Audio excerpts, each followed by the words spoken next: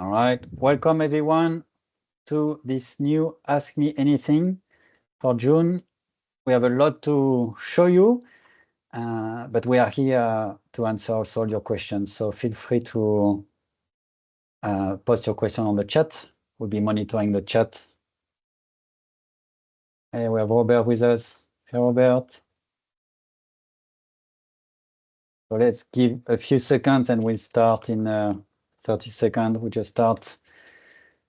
Today, we have Marius with us with managing the Atmosphere project. We have also Luis, who is going to talk about slice and best practice of when building an Excel spreadsheet with TM1. All right, let's start. So welcome everyone. So this is the Cubewise software Ask Me Anything session. So we are here to answer your questions. So please, again, feel free to post it on the chat. Any question regarding, it could be Atmosphere, it could be Slice, Arc Pulse. So if you have Arc and Pulse, becomes Arc Plus. So in Arc Plus, you get Pulse features inside Arc, which are very useful and helpful for Tier 1 developers, and then Power Connect. So yeah, again, feel free to ask your questions. If you don't have any, we'll just start with the agenda. And yes, the first question is about what's new in Pulse 7. So we'll talk about Pulse 7 first. So this is the order of the agenda.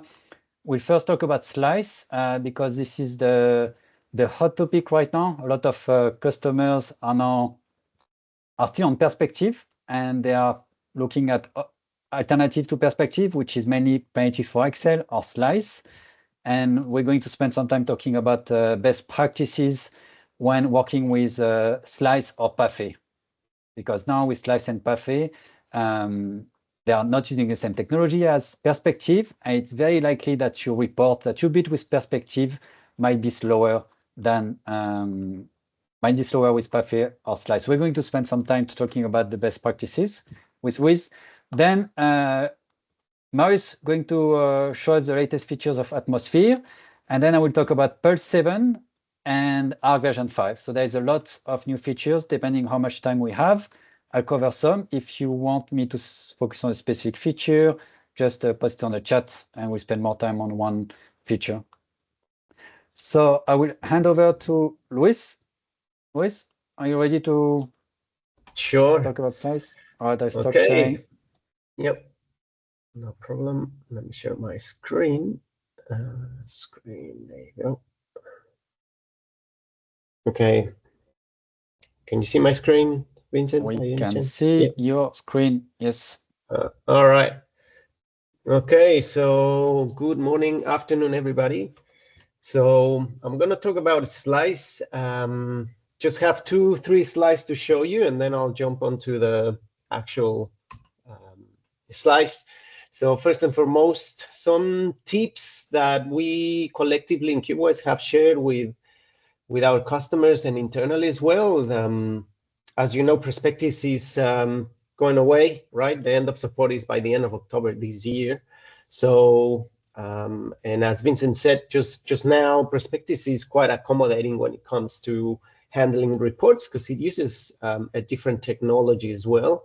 So now that you're moving or transitioning from Perspectives to Parfait or Slice, you have to build for that new world, right? Some of the features in Slice, you can take advantage of hierarchies, for example, which is something that in Perspectives you cannot do it. So obviously, moving forward, IBM, we doubt and that the V12 would be compatible with Perspectives at all because it's going to go away anyway. And even though you probably are not thinking about V12 already, eventually it'll come around. So be aware of best practices when you build your Excel reports moving forward. And surely you'll have a chance now when you transition from Perspectives to Slice or Parfait to review your reports and see what happens. So in Slice, I'll be showing something around asynchronous requests right? So there's a slight difference if you're on-prem or if you are on cloud, and when or why you should turn it on or off, right? There's a 60-second timeout for requests that go into the cloud. So that will apply only if you're on IBM Cloud. This is for Slice. So what are the new features? Well, the audit report is not really a new feature. We just renamed it and added a few other things to it. So this audit report will show you cubes, Excel functions, and some of the best practice violations that you have in the workbook as well. There's also another way to highlight them, which I'll be showing shortly. So Slice comes with also a detailed logging, and you can turn the login, the different levels of login, debug, info, warm, or error as you see fit. Obviously, the more logs you enable, the more time to process it'll take.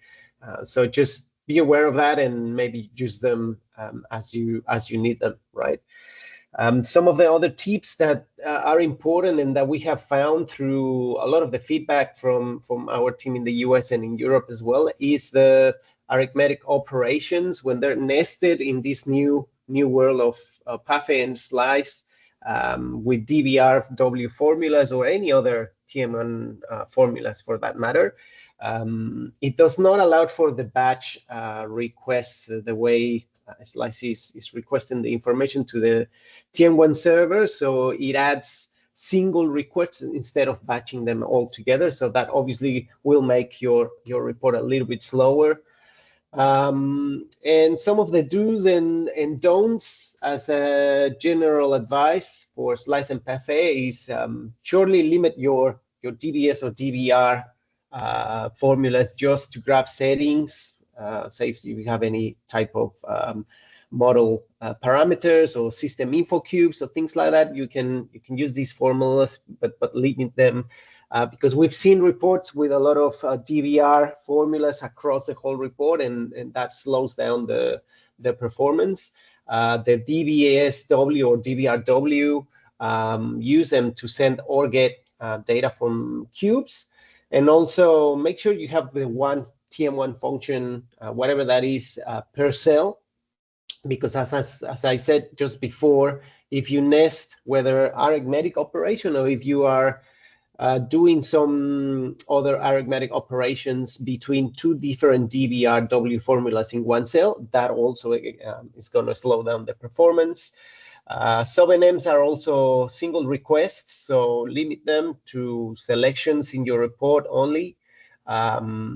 Obviously, remove error. Everything that you see as the hashtag ref means obviously that you don't have the reference in Excel. Make sure you remove those formulas and you correct them as well. And whenever possible, use symmetric views and instead of asymmetric views. I'll show you what the symmetric view is in case some of you don't know what that is.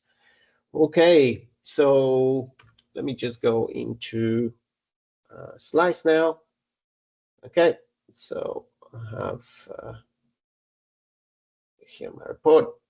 So I'm going to open, as you know, we have a hands-on exercise in our website for Slice in general, everything from knowing nothing about Slice to building MDX reports. And you will find a folder where we have the different sheets that you can use. And we have just included a new one, which is called BPV, which means best practice violations. So if you actually open this report, you will see the actual, no, this is just my computer right now. Just go here and open it. Okay.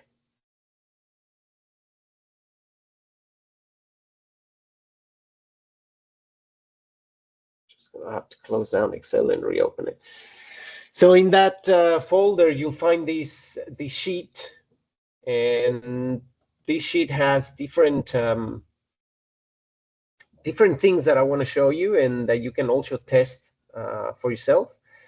And the first one is we built a sheet that has full of DBR formulas, right? It's exactly just to pull data. But why we build this is because we've seen it in different customers doing this type of thing.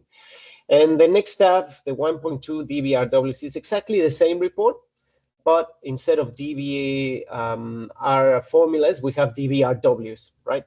So I'm going to go into this first sheet, and we have something called logs here in the slice. So these logs is a dialog box, right, which I can see the different logs that are coming into a slice. So what I'm going to do is I'm going to say refresh this first DBR sheet.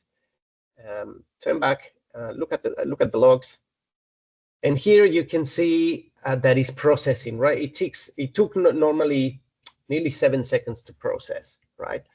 Now, if I actually go into exactly the same sheet, but now replace all my DBR formulas with DBRWs, and I click refresh and come back in here into the logs, you see that is the same report, but instead of taking nearly 7 seconds, it took less than a second, right? So this is just really showing you how important it is that you keep these best practices in your reports, because it's going to make a difference, right? Another difference that we found, this is maybe not that big of a difference, is having attributes with DBRA formulas, for example, in this report. So that report took 7 seconds to refresh. And then the next tab is exactly the same report, but instead of using DBR W formulas, now we're using a DBRW directly into the element attributes cube, right? If I click refresh, the difference is minor, but if you have a big spreadsheet where you're pulling different attributes, see, for example, it's just only a couple of seconds, right? Milliseconds, by the way, but it can also make a big difference. The last sheet is a little bit more complicated. It has more bad practices or not so good practices, for that matter, right?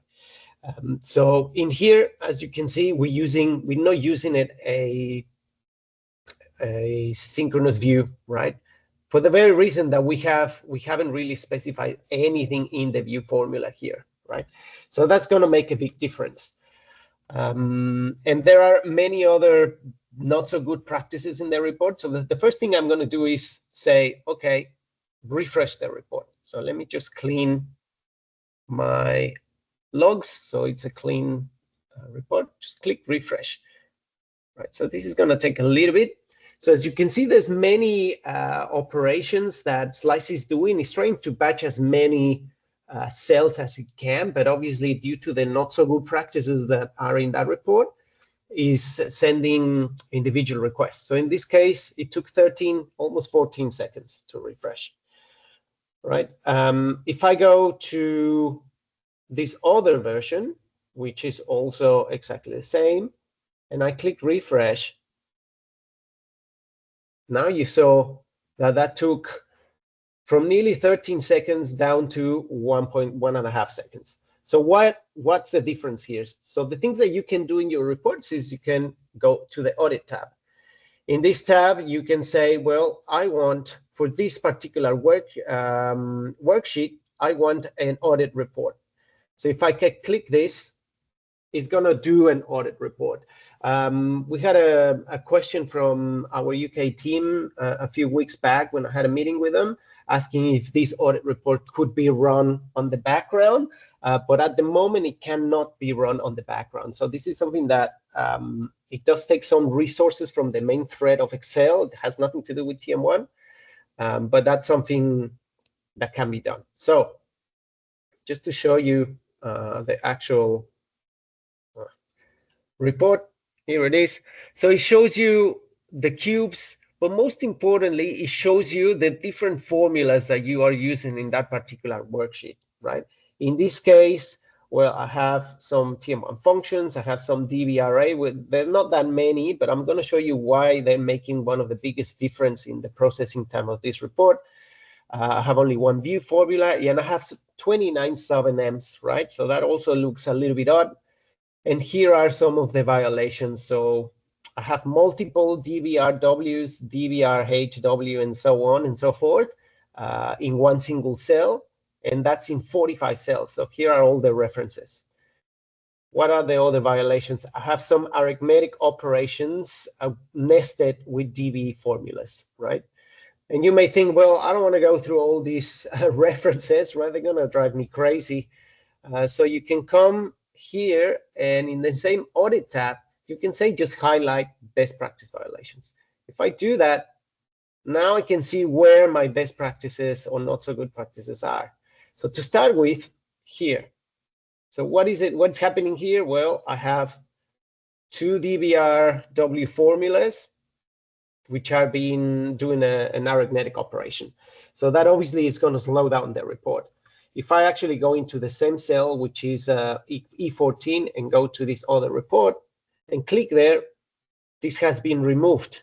Why? Maybe there was looks like maybe there was a rule put into the cube in the background to speed up the process, right? Instead of doing the arithmetic operation in Excel. So that's a way to remove that. What else? So we remember we had 29 sub-NM formulas. So say, for example, all these sub-NMs, right? And this is something we see very often with some of our customers as well. So these are not needed really, right? The only sub-NM formulas that you probably need is here to change the department and then enter or view your report or whatever that might be. So in here, in this report, we don't have those sub-NM formulas. What else do we have? So we have DB arrays. But if I actually move across, then I have another DBRW formulas for the system info cube. What else do we have? We have nesting different DB array formulas, right? Why? Because probably you have an attribute that highlights the following month, whether you use a calendar, a year calendar or a financial calendar. You want that to be dynamic, so you obviously do some sort of nesting like this. So it's a good way to review the way your attributes are set up, or whether you can do that in different cells. If I go to the other sheet, you can actually see that I only have one DB array formula now, right?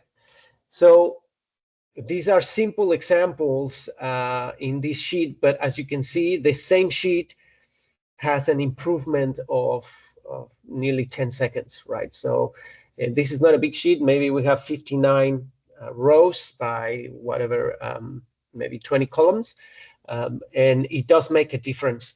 So it's something for you to think about on how are you building your reports in Excel, and the way you can actually start modifying them in such a way that your performance improves, and you have the tools, at least in the slides, to see that, right? Some of the other things I told you about was the logs. The different log settings that you have in slides, so you can click the debug log, so you'll have more information. But of course, it's going to add on more on your processing time. But these are options that you can tick on and off. We normally recommend to leave the error and the info on. And last but not least, also in the connections, do you remember I mentioned this asynchronous request? This is advisable only for those who are on IBM Cloud. And this is, as I said at the very beginning, so you don't have the 60-second timeout on any API request in case you're pulling out a lot of data. So just tick this off and you will have a performance improvement there. Okay, I think I try to keep it as brief as I can, and we're open for any questions, Vincent. Yeah, well, we've been monitoring the chat. Thanks a lot, Luis. Just to add that this spreadsheet is available in our hands-on manual. The hands-on manual, you can download it from our website. I share the URL in the chat. You can grab it. Go go to the link, download the PDF. Inside the PDF, you'll have a URL to download the TM1 data folder, so what you see on the screen. And then you can try it on your server. Two things I want to add regarding best practices. So when you are transitioning from perspective to slice, it's a good opportunity to upgrade TM1 or Planning Analytics. We have seen this with customers that are using an old version of Planning Analytics, which is 3 or 4 years old. So actually, the REST API has been improved a lot. And one Excel spreadsheet can lock your TM1 instance. And you can see in Vivek comment on the chat, like even if you use a specific feature, if one user is using a specific feature, it can crash your TM1 instance. But again, this might be due just in a specific TM1 instance. So it's a good opportunity to upgrade, because even if you don't see a lot of features in the latest release of Planning Analytics that you use, the TM1 REST API has been improved a lot. So don't just upgrade the user interface like specific to slice, but also upgrade TM1. So question from Robert. So what we have shown today and sharing about best practices, you can apply these best practices to Parfait. They are very similar, but the features about the audit report and the highlight best practice validations, they are slice features. And to use slice, you need to have a proper license. So you can reach out to your Cubewise local contact to get the pricing. But yes, slice is a software that you need to, there's a community license, but the support and most of the new features are only available in the business license. Yeah, and also when you are transitioning from perspective to Parfait or slice, it's a good opportunity to remind to your users about best practices when working with Excel, because again, when you're using perspective, you are on the server most of the time on a big server, and now when you're in slice or Parfait, the users are on their laptop on a smaller, a less powerful machine, and they're using the network. So a report that can be very quick with perspective can be very slow with slice and Parfait, but you can clean it up and you can make it as close as perspective.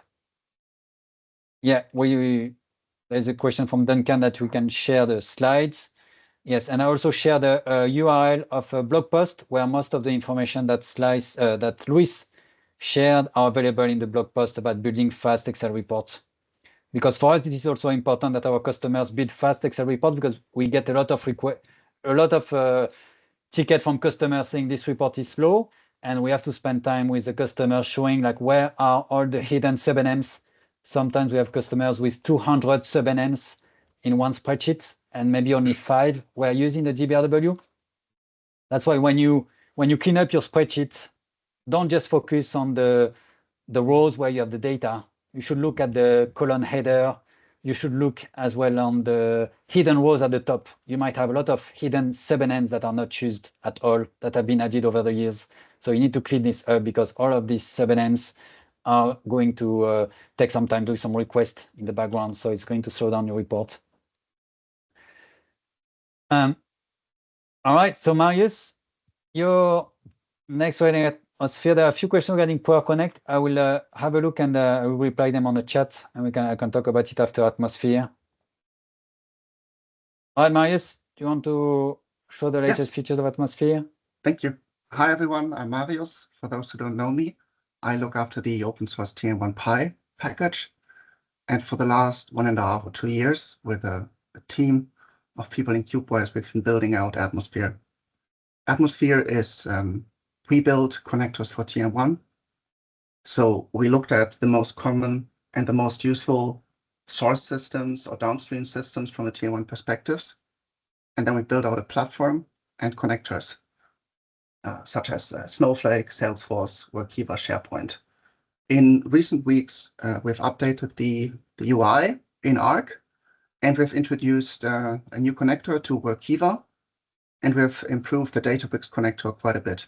So today I'll show the new UI in Arc and the Databricks connector. If you have any questions, please drop them in the chat.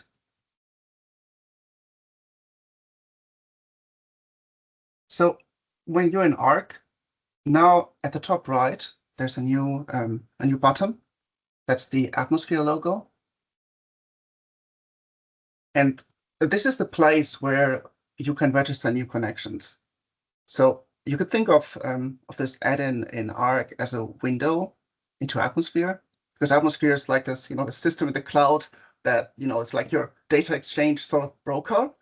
And because it runs in the cloud and you typically call it from the TI, we thought it makes sense to have like a window into Atmosphere. And this is the first thing you would probably want to see.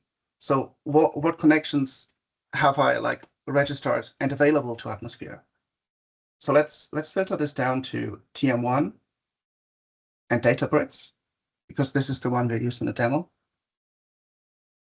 There's a lot more, and we're constantly releasing new connectors. So this list will grow. And if you have a requirement for a connector in that list, please feel free to reach out. So now we're filtering this list down to TM1 and Databricks connections. You can add new ones here at the top. You can delete connections here at the right. You can also test connections. So when you have a registered connection that is TM1 or a Databricks connection, you can test if the connection details work. So can Atmosphere actually reach that system? So that means, is there a firewall in between that blocks my access? Is the TM1 instance actually up and running? And are the connection details like, your personal access token or client ID, client secret, are they actually working? And if that is green, that means Atmosphere can connect. So Atmosphere can connect in both directions to TM1 and to Databricks. And so that means we can go ahead and use it. The first thing I want to do is export a dimension to Databricks. We're looking at Databricks now, but it'll work the same way if you're exporting to SharePoint, to Snowflake, to Azure Blob Storage. All the connectors that we built, they're very similar. So here on the left, you've got another new button. This is the Atmosphere portal. When you come in here, you'll see all the functions that you subscribe to. So you probably just to subscribe 1, 2, or 3 functions, the ones you need. For me, I see all of them because this is my demo environment. So let's filter this down to Databricks. So there's 4 functions here that I can use. The first one is Databricks SQL to TM1. So this is loading from the SQL, sort of like Pocket in Databricks. And this one is TM1 to Databricks, Databricks file system. And this is the latest one. So previously, we could only write to SQL tables from Atmosphere, but that has its own drawbacks. And actually, in Databricks, it's more convenient when we drop data as like files. And we'll do that. But let's first export a dimension into a table. So this is my Databricks workspace. Right now, there's only one table. Here it's called sales. And let's use Atmosphere to create a new table based off our account dimension. So that's our account dimension in TM1, 4-digit element names with a hierarchy, a couple of attributes, but I only show a description. So down here in the plugin, you can group all the functions like by their names. And then underneath, those are just TI processes. And that's one of the key features of Atmosphere, that we make this functionality available through TI processes. And that means you could just call them from a chore or from an action button, and it's very flexible and dynamic. So now let's export the account dimension.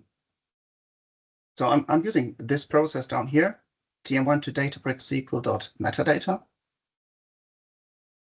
And I've already populated all the parameters. But what comes in really handy is one of these new features in Arc 5. Now, sorry to take this away from you, Vincent, but it's a great feature. So if you prefix your prompt of your TI parameter with optional, then Arc will display these arguments grouped. So here I'm only showing the arguments that are like really required in this section. And that is, so you have to provide the TM1 connection, the one that we tested before, Databricks connection, and then all these arguments. So what is the database in Databricks? What is the name of the table? Do we override? What is the name of the dimension, name of the hierarchy? What is the subset? Comma-separated list of attributes. Do we want to include the parents? Do we want to include the weights of each parent? Do we want an index column? And after how many minutes should the TI process time out? Let's set it to 3. That should be more than enough. So now I run this. And so I'm running this manually, but typically you would put this on a chore, right? Or you would call this as part of another process. So this is probably more like the TM1 developer view. In production, this would probably be scheduled. So what's happening here now is that the TI process is just asking Atmosphere to do stuff, and then Atmosphere comes in, it like queries the dimension, and then it creates the table in Databricks.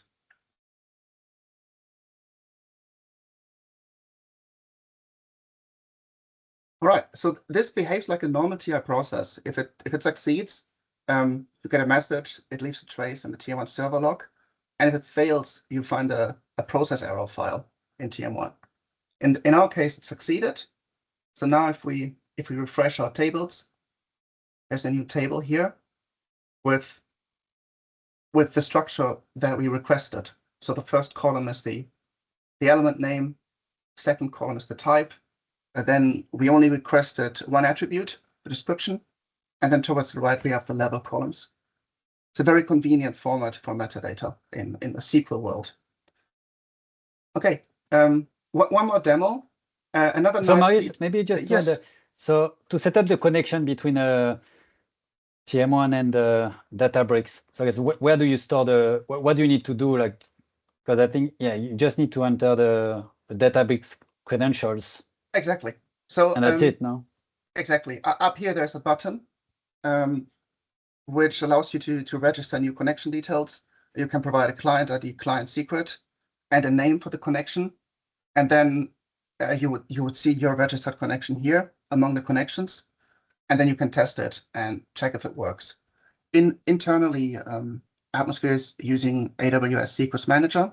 So you have your own instance of AWS Secrets Manager that allows you to like securely store secrets connection details. We have no access to that, and you through this UI you can control it yourself. Okay, one more demo, and let me pair this with a new feature in Arc. It's actually not a well-known feature, but through Arc you can access blob files that are available in TM1 in your like root folder, and Arc can preview them. So here's a file that I created like 1 hour ago. I guess the scenario here is that I would run a TI process that creates a file in the shape as like I want it to be. You could loop through a dimension or through a cube and create your own CSV file in the root folder. Arc can render it. Arc can also download it. That is new, so that's convenient. And because it's available in TM1, you can use that as sort of like your intermediate sort of like data storage. And so we could call an Atmosphere process from here and then move that into Databricks. So here's a process called Atmosphere run TM1 to Databricks dbfs. And again, you could use like a MDX query or a dimension or a file. And so now in this example, I'll use a file. And so whenever you call an Atmosphere process, you have to start off with like your source and target system. So this is the connections that we registered before. Then we have to provide like the path in Databricks where it lives. So in our case, we want it to live in the folder TM1 files. So let's copy that, and let's call it something like TM1 data.csv. Do we want to overwrite? And what is the name of the file in TM1? In our case, that's Databricks export CSV. and you can provide a timeout as well. So this is 100 megabytes. It should take no more than 30 seconds. And while this runs, I could already show the one of the cool features of the add-in. It gives you usage history. So all your historic executions, they will show up here. So this is the one we ran earlier. Ping Databricks SQL. Here's the one TM1 to Databricks SQL. That did the metadata export.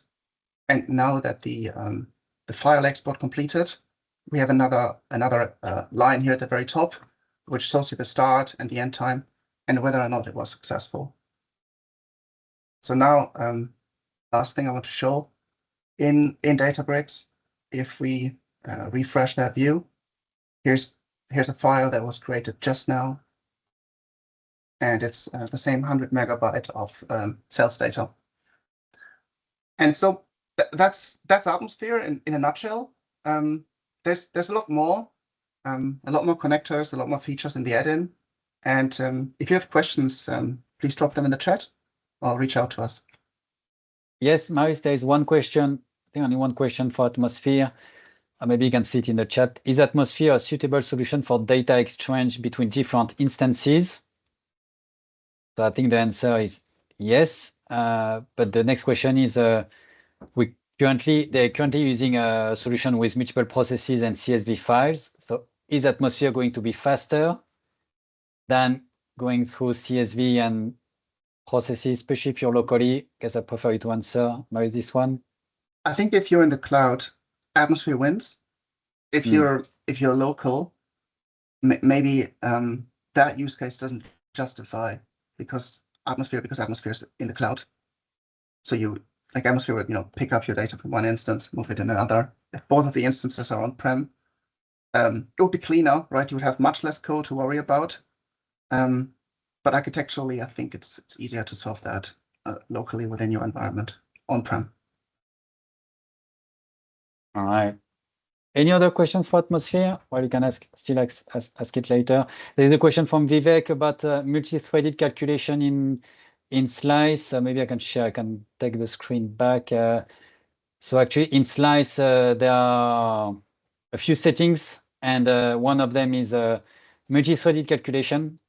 So it enables you to turn on or off the multi-threaded calculation in Excel. So it's actually an Excel feature. But you can turn it on or off from Slice. So yeah, I don't know, Luis, or if anyone else. I'm not sure about best practices regarding this feature because it's many used by Excel. But if someone has a feedback, or Luis, I think more than having many ifs, it is important, Vivek, that you check that within those if or those conditional formulas, you don't have any TM1 function nested in those ifs. If the condition is evaluated separately in a different cell, then the heavy lifting is done by Excel anyway. Does that make sense? So, okay. All right. Let's continue on the chat. And so, Luis, leave the chat to you, and I'm sharing my screen.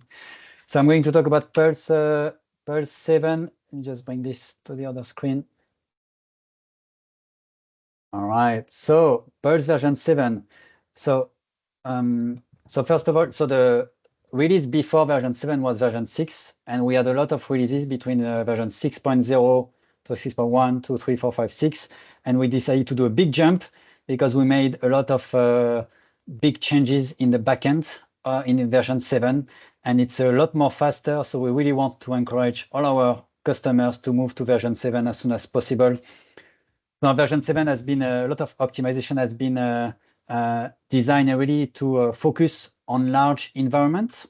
So before, with version 6, we were testing Pulse with 50 tier 1 instances. So now we are always looking at least 100 tier 1 instances. So with one Pulse, can monitor 100 tier 1 instance. So we know not many, but we know at least one customer where they have more than 100 tier 1 instance, And this is where we will recommend to have at least 2 pulse. So before with Pulse 5, you need to have 1 pulse. So Pulse is monitoring everything that's happening on your tier 1 instances. So before with Pulse 5, you had to have 1 pulse on each tier 1 server.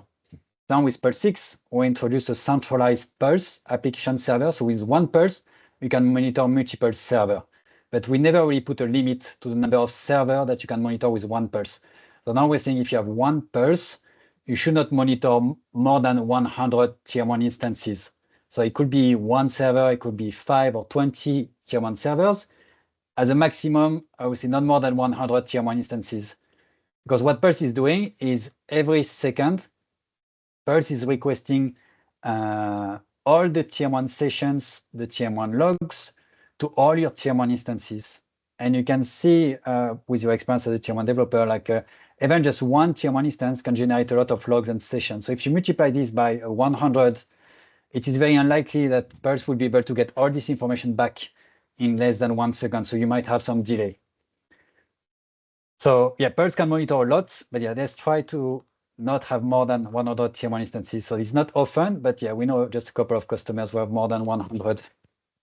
So what's new in Pulse 7 is, as you probably know, so Pulse has 2 databases.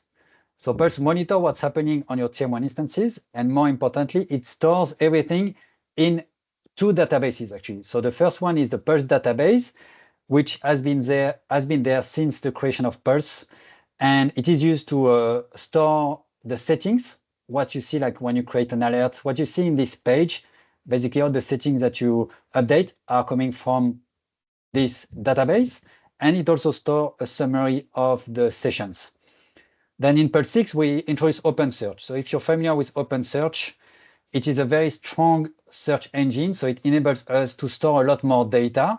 So you can see that the Pulse database is 1 gig of data versus the Pulse OpenSearch is 23 gig of data. So the Pulse OpenSearch enables us to store a lot more data about your system.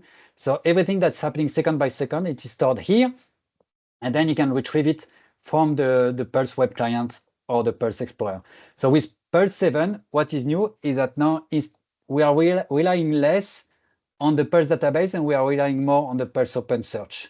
So it means that your overall experience with Pulse should be much better, because the OpenSearch database enabled by default multi-thread queries. So when you have multiple users using Pulse, it is much faster to query OpenSearch than having everyone querying the Pulse database. So the main report we're talking about is the user analytics. So the user analytics reports that you can see here, it's now coming from, let me just log back into Pulse.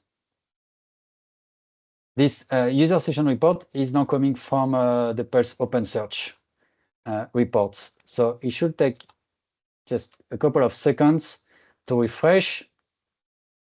Obviously, as I'm doing a demo, it's a bit slower than usual. But yeah, when I tried it just before, yeah, so it is. So what you will see from, as you're already a Pulse customer, this report, if you have a lot of data, this report is very useful, and it was probably slow, maybe a couple of minutes, and now it should take just a couple of seconds to get the same data, but now it's coming from OpenSearch. So this report is very useful because you get the data, some very useful KPIs about your users, how long this person has been waiting, how long this person has been running. Running is refreshing a view, executing a process, or more importantly, if someone is creating a wait for others. So this gives you with this, you can quickly identify users that are creating wait on your application. And then you can have a look at what they are doing. Either they're running a process or refreshing a spreadsheet. You have all this information in Pulse. So all this information now is coming from OpenSearch. What we changed in Pulse 7, we did a quick redesign to the application. As you probably saw with the Arc screen, now we are improving the consistency across all our products, Slice, Pulse, Atmosphere, which is inside Arc, Pulse and the Pulse Explorer. They look very similar now. We took the opportunity to add support for dark mode. So if you go to your user profile, with Pulse 7, you can now switch to dark mode. This has been requested by many customers as a developer. Yeah, especially if you use Arc when you're on dark mode, you probably prefer to have Pulse in dark mode. So now this is now possible. So all the screens of Pulse are now can be used with dark mode. Do you have any? I'm not looking at the chat list. Don't know if there's any questions for Pulse or Pulse 7. Yeah, we have a question for Pulse. It says, is there a way to see the Parfait version that users are using in Pulse? I've seen version, I believe, in context of the operation log in Pulse. Yes. So maybe I can show it in the Pulse Explorer. But so I don't have anything at the moment on this server. But what you can see from Pulse, so this is the live monitoring. So if you go to a specific tier 1 instance, and well, there is not much happening here on my screen, but actually you can see that there is this context. This context column is data coming from tier 1. So what Pulse is doing, Pulse is getting this information and it's storing in a database. So in this context column, actually what you will get from Parfait, if a user is using Parfait, you will see Parfait, then parentheses, and the spreadsheet name, the tab name. So you have this information and you have the Planetics for Excel version as well. So we do the same for Slice and for Arc. So if you go then to the Pulse Explorer, you will be able to see who is using Parfait. I don't think we have anyone using Parfait here, but let's see if we have check if we have people using Slice here. So the Pulse Explorer is coming by default with Pulse, and if you go to the license report, actually yes, you can see it. Well, I can show it here. Usage license report. This is the one.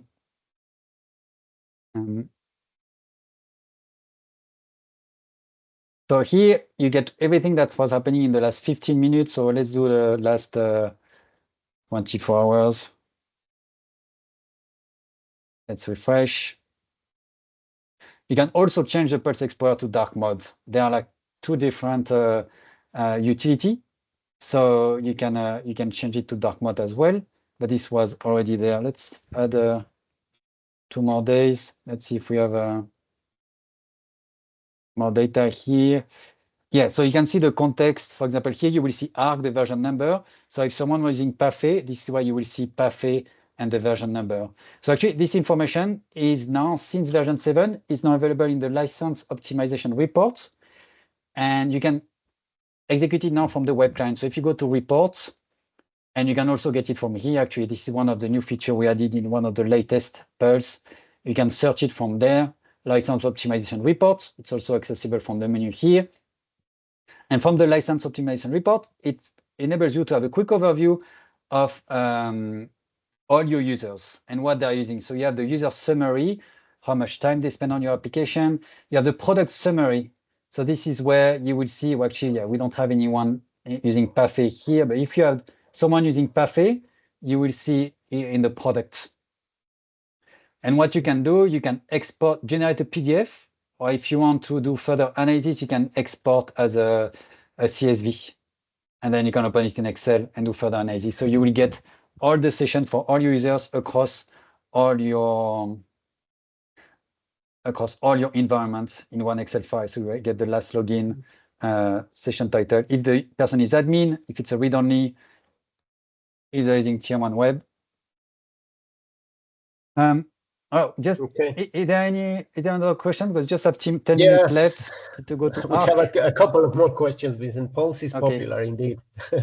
Vivek is asking, will there be a reason why we would see sessions still active in Pulse while the same session will be cancelled in Arc? I assume they both are near real time. Yeah.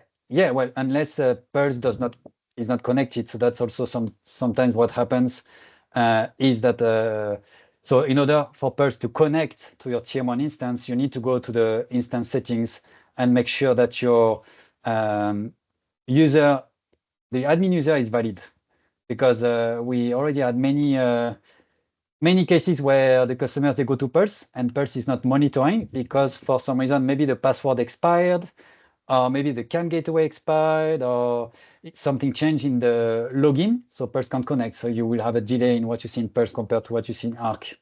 Because in Arc, when you log into Arc is using your login. So you know you are there. But Pulse is using the user that is defined the instance settings, and very often this Pulse can't connect because the user got locked. So there is some alerts that you can set up, like it's a documentation error groups. If there is an error in the Pulse documentation, you will get an email. And usually this documentation happens every day. So if it fails, it means that Pulse has an issue. So then you can go and fix it. Yeah. I think another question, can we export the OpenSearch reports to a PDF format or email the report? Well, you can use the print. The only way is to use the print feature of your web browser. So if you go to this is Edge. If you have Chrome, this will be similar. You can go and print. It's usually okay. Well, not this one, but you can put in landscape and see how it looks. But this is the best we've got so far with the export.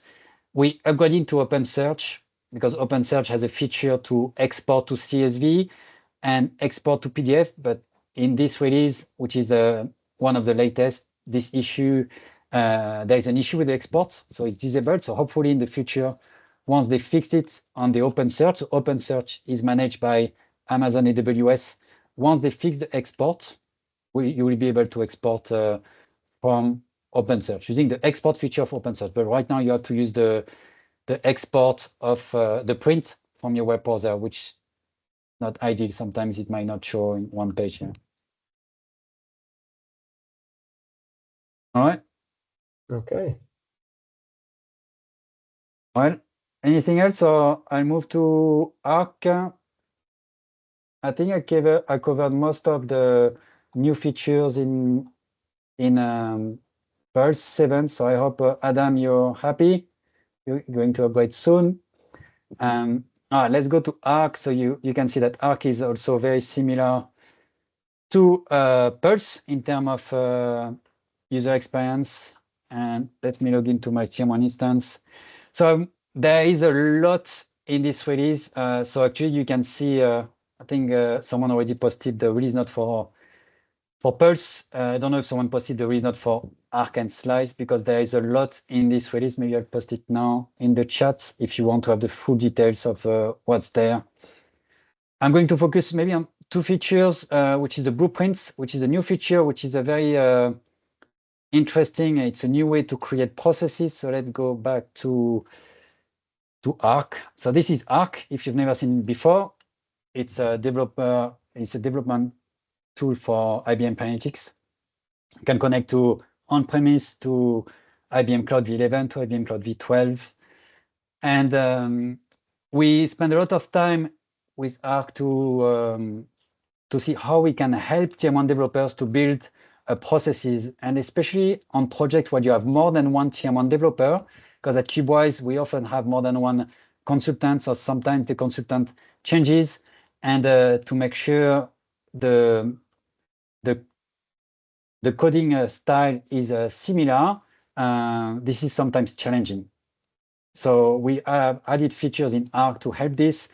I don't know if some of you have used it before, but we had templates in Arc. So when you create a process in Arc, there is a way to create a template, which is a fixed. You can create a process. Once you're happy with your process, you can just create a fixed template. So if you do ask me anything, load cube, do create, and this is a template that is stored inside your directory, and then you can see that you already have a cube here. You already have the data with a cell-put-10. So you can use a template still, but what we have added in this release, it's a more flexible way and more dynamic way to start creating a process. It is called Blueprint. So if you click Blueprint now, you don't need to enter the name of the process. Arc comes with two new blueprints, the one about loading a cube, one about creating a dimension. And in here, I'm selecting cube.process. I click create. And you can see by default, it comes with a default description. If you don't want it or if you don't like it, you can first change it in the blueprints file. Or if you want, you can also disable the header if you don't want the description at the beginning. In this example, I'm going to keep it. And you can see here, this is where if I add the date for today, 2025, then I can add my name. And if you notice, you can see the code is updating as we go. Vincent. And then if you go down, you can see some default template we use. And you can select your cube from your cube list in your tier 1 instance. You can select your cube target. And as I'm selecting the cube, you can see the variables in the code are updated and also the name of the process. So we just to ask me anything, June, just to keep it unique, but you can see the name is already pre-populated. You can add your parameter cube. If you have parameter cube, you can add your system user settings cube, and you can see this get pre-filled automatically. So when you load data to a cube, you have a few options. So it makes your code more dynamic. So for example, if you want to zero out the target cube, you can add it. When you zero out, you can see when you zero out a cube, it's going to add a bedrock data clear. If you want to use the parameter cube, you can tick it. If you want to assign a subset to the view, you can tick this option, which is here. Easy, you can just disable it, or you can click to use assign the subset. It's going to add the code. So it's really, the objective is really to make your code more consistent across your team. So this is the default. Again, you can overwrite it inside the Arc folder, and you can click Save the process, and it's going to create the process. So you can see now I have my my description here with my date, my name, and then you can have the cube, and now you can start building your process. So it's really a way to make it quicker to start your process, and more importantly, to keep your naming convention consistently across your team.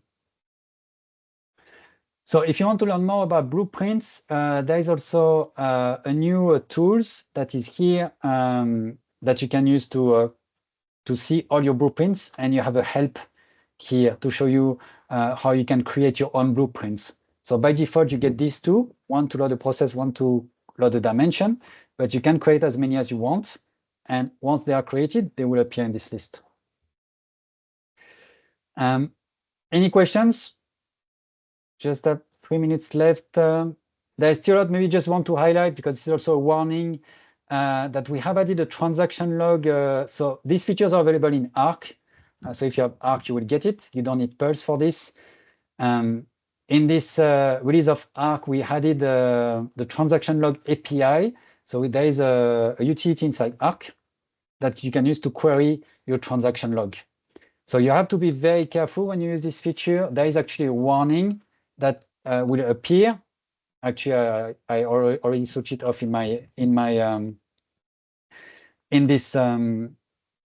this session, but you will get a warning saying just be careful, especially if you're in production, because what Arc is doing a request to the Tier 1 REST API, and depending on the size of your Tier 1s log property file, the Tier 1s log transaction file, this query can take a long time. So you can query the cube, you can filter by the cube if you want, you can filter by the user, by the date, but just be aware that this is quite a small file and it already takes a few minutes. But if it works for you, so again, you should upgrade your Analytics server, because the REST API has been improved a lot as well. So if you use an old version of Analytics, this will be very, very slow. On the latest one, it is faster. So yeah, just keep it in mind when you try it. What is really cool is you can roll back the changes. You can also download to CSV. You can roll back the changes. So if you click roll back, this will just roll back the changes for this value. And you can see the old value and new value as you are familiar with Architect. And then if you refresh, you can see that they changed the old value to the new value. So again, just be very careful when you use it. First, try it in your development server to see if it works well for you before you try it in production. So we are just on time. I don't know if there's another question. I got Arc. There was a question about Power Connect. So Elias answered it in the chat. If you have any other questions, you're free to join the Cubewise forum. It's available for everyone to sign up. You can ask questions about TM1, Cubewise product, Applico UX as well. But yeah, there is a lot in Arc. Again, we are really, everything that we built is coming from requests from customers. So please, yeah, if you have any ideas or if something is not working for you, please reach out to us as soon as possible. And Hey, Vincent. yes. Maybe just quickly, a couple of people asking about bringing a TI process from development towards production. Can this be done by Arc? That is a Pulse feature, Yes. but you can also do it through Arc with Arc Plus, but you need Pulse for that. Just yes, yeah, indeed. So Pulse is our software that does the migration from one dev to production. So if you have Pulse, you can connect Arc to Pulse, and then you can execute the Pulse migration from Arc. But it is Arc which is doing the migration. It is Pulse, sorry. It is Pulse which is doing the migration. So there is a lot of features. The migration is quite complex, especially with live migration. So we have done it in Pulse. And if you have Pulse and Arc, you can connect Arc to Pulse, and Arc will execute the Pulse migration feature.